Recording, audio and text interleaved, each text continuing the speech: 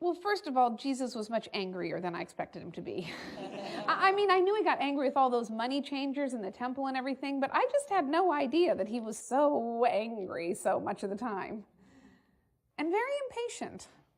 Jesus says that he speaks in parables because the people, they just don't understand anything else. But the parables are often foggy and meaningless, and Jesus is snippy when even the disciples don't get them. He says to them, if you don't understand this parable, then how can you understand any parable? And are you incapable of understanding?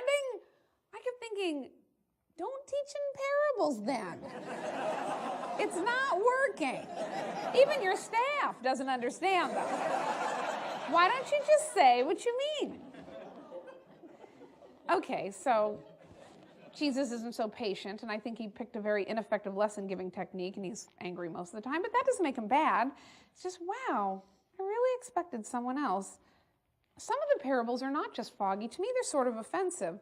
Like in Luke, Jesus helps us understand God's relationship with humans by telling us a story about how God treats people the way people treat their slaves. They beat some more than they beat others. Okay, I know this was a different time and everything, and I really tried to keep that in mind as the Bible refers to slavery all over the place. And not only does it not say it's wrong, I mean, the Bible gives you advice about how you're supposed to keep your slaves and how slaves should behave obediently at all times to their masters.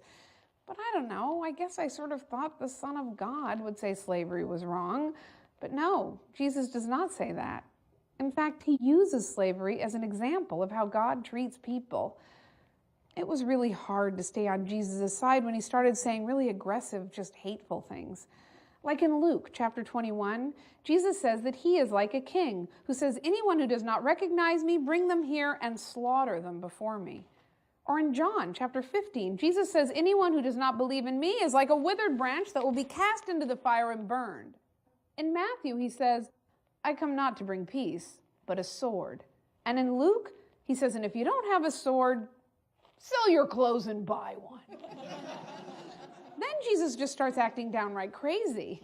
Like in Matthew chapter 21, when this fig tree doesn't have a fig for Jesus to eat, he condemns the fig tree to death. That's right, Jesus condemns a fig tree to death. Not a parable, by the way, just Jesus pissed off that the fig tree didn't have a fig for him to eat when he wanted one. Not exactly the Prince of Peace who taught us to turn the other cheek.